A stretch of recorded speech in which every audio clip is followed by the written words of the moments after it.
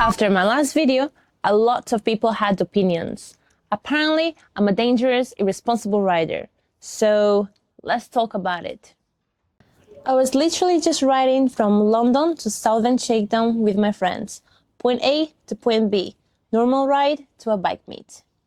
I didn't expect it to get so much negativity about my friends, my safety, my riding, and my actions. I feel like a lot of people watched a few seconds and decided they understood everything. Newsflash, they didn't. But I get it. From the outside, it may look chaotic, but what you're seeing isn't the full picture. So let's get down to business. First thing, riding with my friends. A lot of people said we looked reckless or messy, but we all knew that I had the camera on, and we were just riding how we normally do. Good weather, good vibes, and all of us going to a huge bike meet. From the outside, yeah, it looks all over the place. But when you ride with the same people, you understand each other. You know how they move, their habits, you know what's serious and what's just a joke. And about the kill switch, no one tried to do anything. It was just pretending. We would do that at a red light, but we would never do that while actually riding. And no hands clip. That bike has cruise control.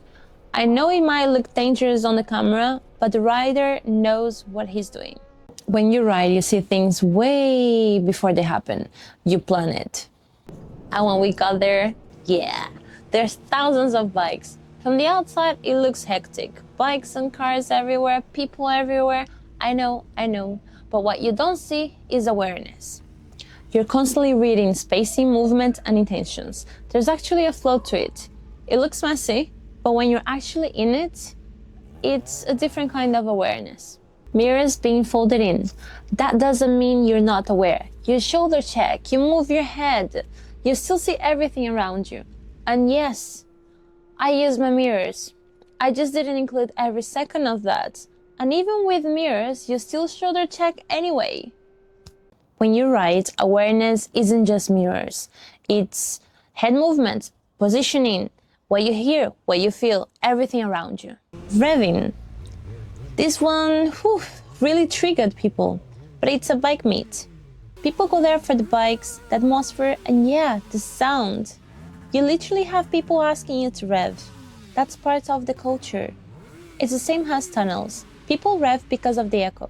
It doesn't mean you don't respect your bike. It's just part of the scene and the vibes. And about the police. I heard the siren and thought it was an ambulance, so I moved over. It turned out to be police. Could have been for anyone.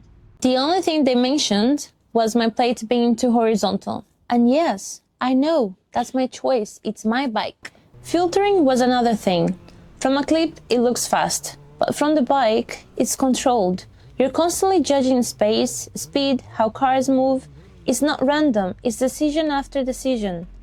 And honestly, it's not as fast as it looks on camera. I saw a lot of comments like, you ended up a statistic. I've already been hit.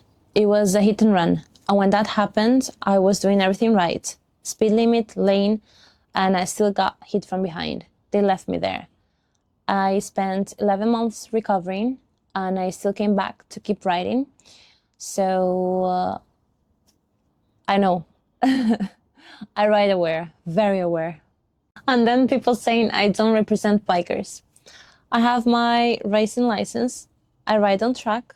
I do track days. I race on track. I ride on road.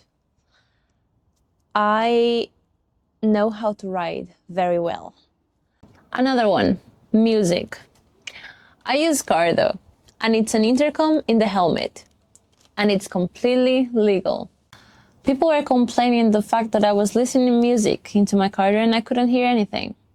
That's not true. It doesn't block everything out. You can still hear wind, traffic, and your engine as well. So pretty much every single noise.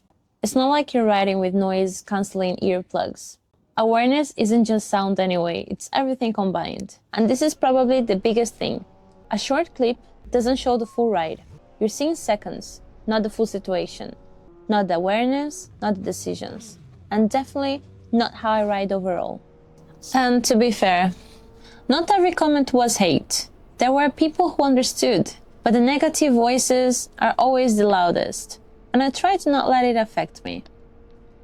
And I'm not saying everything is perfect. Bike meets are loud, busy, and sometimes messy, but they're also understood. They're part of a culture. If you ride, you get it. And if you don't, well, you probably have something to say, and that's fine. So this video was about things people don't understand about bike meets. If you liked, please subscribe, like, comment, and share. It really helps the channel.